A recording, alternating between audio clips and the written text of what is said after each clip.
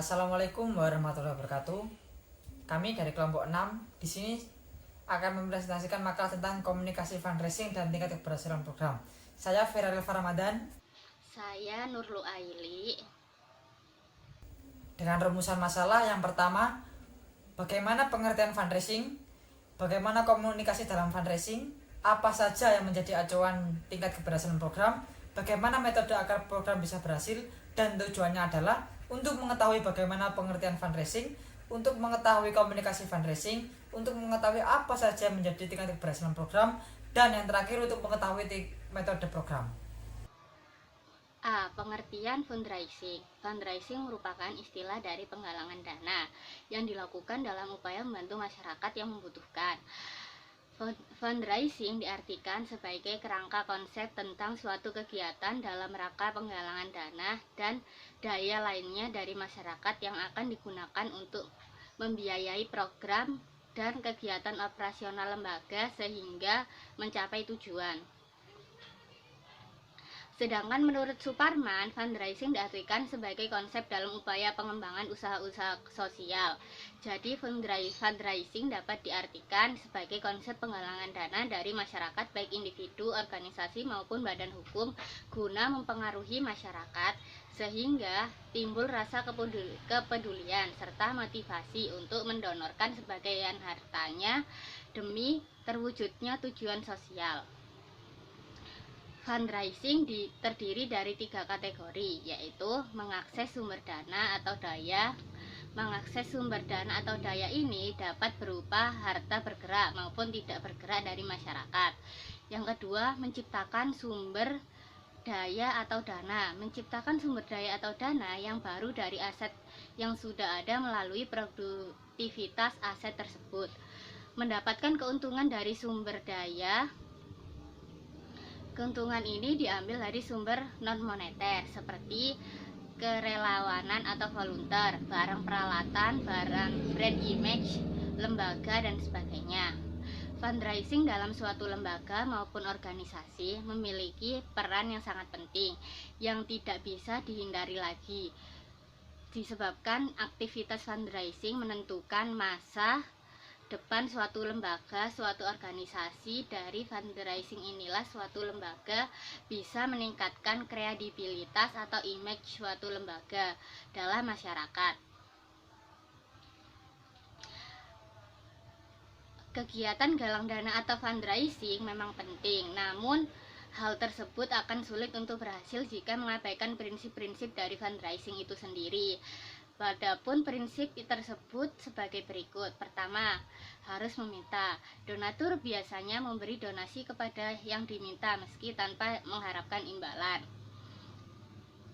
Yang kedua, berhubungan dengan orang lain. Semakin banyak berhubungan, berteman, berkenalan, mempunyai jaringan yang luas, maka donasi yang masuk juga akan semakin besar.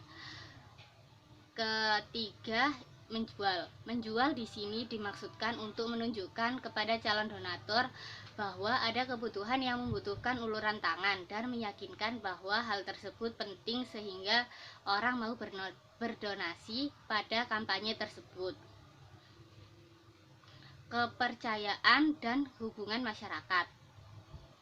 Pada umumnya, masyarakat akan lebih suka memberikan donasi kepada lembaga-lembaga yang dikenal dan dapat dipercaya. Yang kelima, mengucapkan terima kasih. Mengucapkan terima kasih merupakan cara menghargai dan mengakui kedermawanan donatur. B. Komunikasi fundraising. Komunikasi adalah hubungan antar kontak manusia baik dengan individu maupun kelompok. Dalam kehidupan sehari-hari, didasari maupun tidak disadari, komunikasi adalah bagian dari kehidupan manusia itu sendiri. Paling tidak sengaja ia dilahirkan sudah berkomunikasi dengan lingkungannya. Gerak dan tangis pertama saat ia lahirkan adalah tanda komunikasi. Komunikasi adalah salah satu aktivitas yang sangat fundamental dalam kehidupan umat manusia. Kebutuhan manusia untuk berhubungan dengan sesamanya diakui oleh hampir semua agama telah ada sejak Adam dan Hawa. Komunikasi merupakan keterampilan manusia untuk menyampaikan keinginannya dan mengetahui hasrat orang lain secara otomatis melalui lambang-lambang isyarat. Kemudian disusul dengan kemampuan untuk memberi arti hidup. Lambang-lambang itu dalam berbentuk bahasa verbal. Ada 4 tujuan komunikasi diantaranya. Yang pertama, menemukan. C. tingkat keberhasilan program. Istilah kesejahteraan erat kaitannya dengan tujuan negara Indonesia.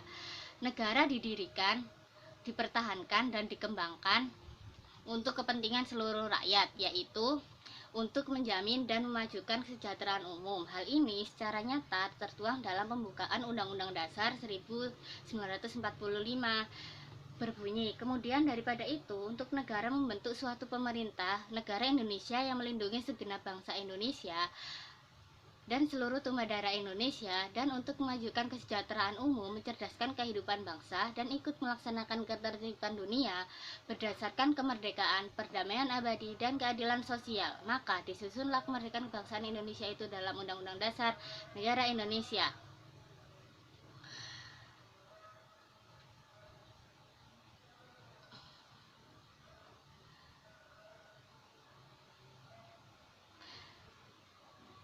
Konsep dan indikator kesejahteraan menurut Undang-Undang Nomor 11 Tahun 2009, kesejahteraan sosial adalah kondisi terpenuhinya suatu kebutuhan material, spiritual, sosial warga negara agar dapat hidup layak dan mampu mengembangkan diri sehingga dapat melaksanakan fungsi sosialnya. Konsep dana zakat, infak, sedekah, dan wakaf sangat berkaitan erat dengan kesejahteraan. Dengan mendayagunakan dana tersebut dan memberikannya kepada para mustahik dalam bentuk modal usaha. Istilah pendayagunaan dalam konteks ini mengandung makna pemberian dana kepada mustahik secara produktif, berdayaguna dengan tujuan agar dana tersebut mendatangkan hasil dan manfaat bagi yang memproduktifkan.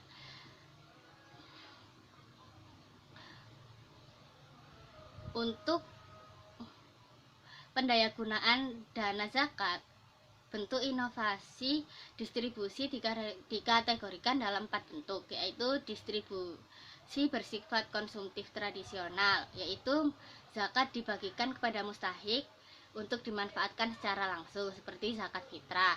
Distribusi bersifat konsumtif kreatif, yaitu zakat diwujudkan dalam bentuk barang lain seperti diberikan dalam bentuk alat-alat sekolah atau beasiswa. Distribusi bersifat produktif kreatif, yaitu zakat diwujudkan dalam bentuk permodalan, baik membangun proyek sosial atau menambah modal perdagangan usaha kecil.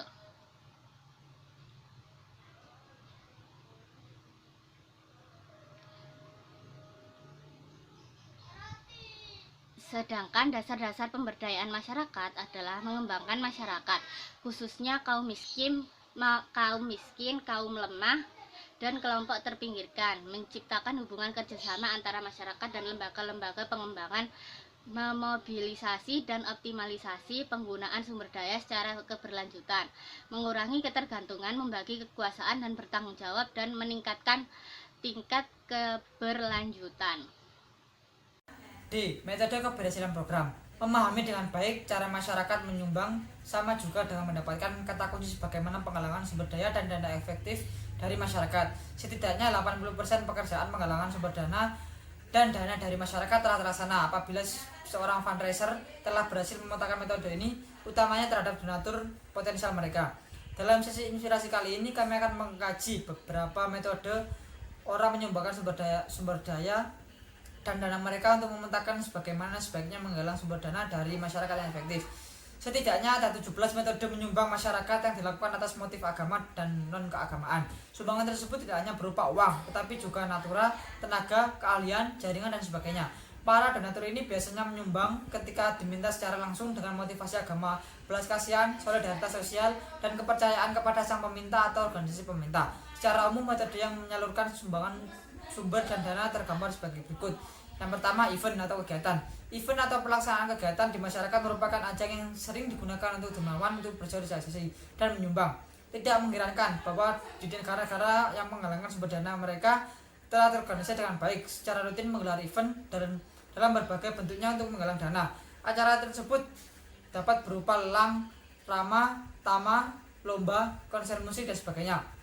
Yang kedua, dipotong langsung dari pembelian atau pembayaran jasa. Metode pemotongan langsung dari pembelian atau pembayaran jasa nampaknya salah satu metode yang paling familiar bagi masyarakat di Indonesia. Di mal-mal atau restoran, oleh produsen, para pelanggan selalu diberi informasi sekaligus ditawarin tentang uang kembalian mereka kepada dia tersebut. Pada masa lalu, sering ditemui mal tersebut pusat perbelanjaan, retailer atau jasa lain memberikan uang kembalian atas pembayaran barang atau jasa mereka dalam bentuk permen atau barang lain. Konsep ini kemudian banyak menuai protes. Hak konsumen secara sepihak dilanggar oleh produsen atau penyedia jasa. Sebaiknya apa kita membeli barang atau jasa dengan permen di tempat Anda? Begitu protes konsumen sering terdengar. Yang ketiga, kotak amal atau charity box merupakan salah satu cara menyalurkan sumbangan mereka untuk program keagamaan, sosial, dan masyarakat pada umumnya. Pada masa kini, kotak amal tidak hanya dikemas menarik mungkin, namun juga diberi julukan yang unik dengan bahasa asing atau istilah khusus, namun sebetulnya fungsinya sama. Secara dampak, pengawasan dan pengembalian, nama unik menjadikan kotak amal naik kelas dan diterima untuk dipajang atau digunakan di berbanyak tempat atau dan kegiatan. Orang pun tidak segan dan merasa rendah ketika menyumbang kotak amal yang telah dikemas dan di branding tersebut. Alhasil, berpikir di luar kebiasaan adalah penting dalam menemukan dan menggalang sumber dana dalam masyarakat. Yang keempat, teman atau kerabat sosok yang dikenal sebagai metode penyaluran sumbangan individu atau masyarakat terhadap program atau kegiatan kemanusiaan. Melalui sosok-sosok ini, biasanya masyarakat merasa nyaman dan dapat mempercayai bahwa sumbangan yang mereka salurkan akan dimanfaatkan dan digunakan dengan baik dan tepat. Yang kelima, direct debit atau pemotongan langsung. Dengan menggunakan metode ini, penyumbang atau donatur memberikan orientasi kepada pihak bank atau penyelenggara lain untuk secara langsung memotong sejumlah uang dengan tujuan sosial secara reguler dan terencana. Yang keenam adalah SMS. SMS merupakan salah satu metode baru yang berkembang pesat sejak zaman ledakan informasi mendunia. Dalam model SMS ini ada beberapa metode yang biasa digunakan untuk menyumbang dan menggalang dana. Para penyumbang biasanya menggunakan SMS donasi, ringback tone, SMS vote, dan sebagainya untuk memberikan sumbangan dalam bentuk uang, cause related marketing atau sumbangan berupa dukungan. Sedangkan ini sisi penggalangan, SMS Center merupakan cara efektif untuk memberikan informasi mengenai program kemanusiaan yang dijalankan oleh lembaga dan bisa digunakan secara langsung untuk sumbangan sumber daya atau dana. Yang tujuh adalah kegiatan agama atau tempat ibadah. Bangsa Indonesia dikatakan sebagai bangsa pemurah dan juga soleh. Hal tersebut tercermin sebagai survei 2000, 2004, dan 2007 dilakukan oleh Piraj.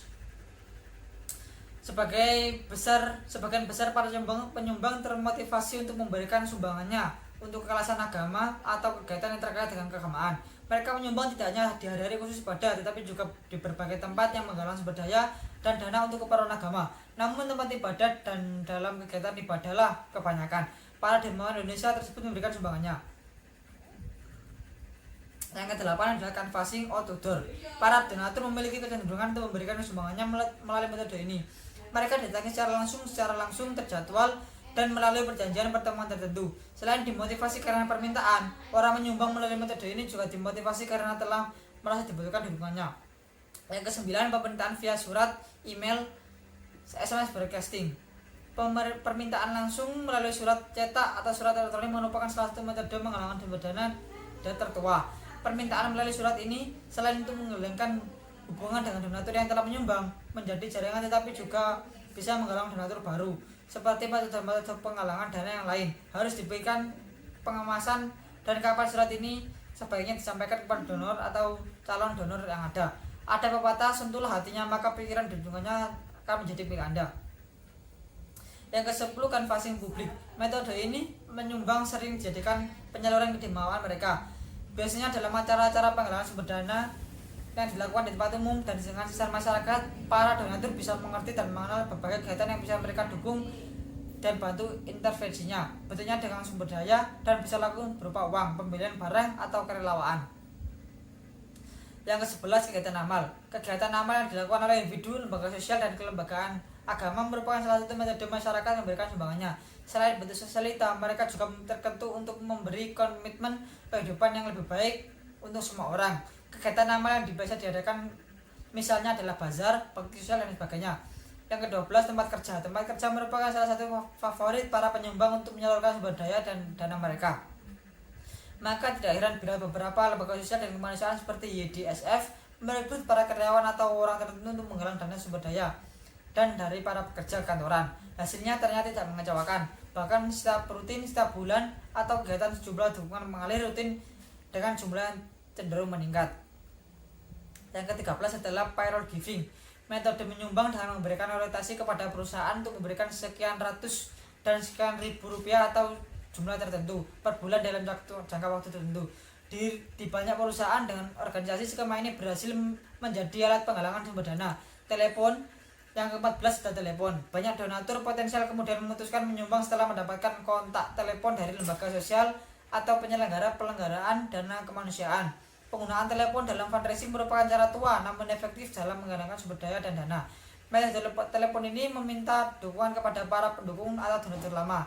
Mencari donatur baru bisa via telepon, berbagai dukungan dalam bentuk dana, kerelawaan atau penjual barang untuk sosial tersebut galang. Rata-rata anak muda lebih senang dikontrak via telepon untuk memberikan sumber daya dan dananya ketimbang surat. Yang kelima, 15 adalah jejaring sosial atau situs internet. Pertumbuhan teknologi informasi dan komunikasi sumber daya dan dana merubah secara drastis metode penyumbang masyarakat. Seluas mungkin, kapanpun, dimanapun, dan semua orang bisa memberikan sumbangan dan dukungannya, meski dalam bentuk klik, donasi uang, kerelaan, dan sebagainya. Bahkan masa kini penggalangan sumber dana di internet merupakan tambang emas baru yang luar biasa. Yang ke-16, media TV atau radio. Media seperti televisi, radio, dan koran merupakan saluran penyaluran sumber daya dan dana yang luar biasa di Indonesia. Bahkan data menunjukkan mobilisasi sumber daya dan dana melalui media mencapai jumlah tertinggi di Indonesia. Dukungan tidak hanya berupa uang, natura, tetapi juga kerelawaan. Dukungan besar masyarakat via media begitu tercermin dalam aksi-aksi kemanusiaan untuk bencana, dukungan Bilqis, Darsen, dan sebagainya. Yang ke-17, data langsung atau jemput bola memang salah satu metode penggalangan sumber daya dari masyarakat yang luar biasa. Namun jangan lupa bangsa Indonesia adalah masa pemerah. Dengan dilihat, mendengar, diajak via media, teman, atau kabar tersiar, banyak sekali donor yang telah datang memberikan dukungan sumber dana terhadap berbagai kasus kemanusiaan atau bencana. Contoh kasus paling utama mata adalah bencana tsunami Aceh, gempa Jogja, atau koin berita. Jadi, kesimpulannya, fundraising merupakan istilah dari penggalangan dana yang dilakukan dalam membantu masyarakat yang membutuhkan. Fundraising dapat diartikan sebagai kerangka konsep tentang suatu kegiatan dalam rangka penggalangan dana dan daya lainnya dari masyarakat yang akan digunakan untuk membiayai program dan kegiatan operasional lembaga sehingga mencapai tujuan. Konsep fundraising terdiri dari tiga kategori, yaitu 1. Mengakses sumber dana atau daya. Mengakses sumber dana atau daya ini dapat berupa harta bergerak maupun harta tidak bergerak dari masyarakat. Yang kedua, menciptakan sumber dana atau daya. Menciptakan sumber dana atau daya yang baru dari aset yang sudah ada melalui produktivitas aset tersebut. Mendapatkan keuntungan dari sumber daya. Keuntungan ini diambil dari sumber non-moneter seperti kerelawanan atau volunteer, barang peralatan atau in-kind, brand image, lembaga, dan sebagainya. Dalam menerapkan komunikasi untuk fundraising, teknik yang diperlukan lembaga penggalangan dana misalnya 1. Melakukan promosi melalui jasa periklanan. 2. Menyebarkan informasi dengan program melalui jasa media cetak dan media elektronik. Yang ketiga, pihak lembaga menjalin hubungan yang baik dengan masyarakat dan melakukan beberapa publikasi sebagai sarana pemasaran pengumpulan dana.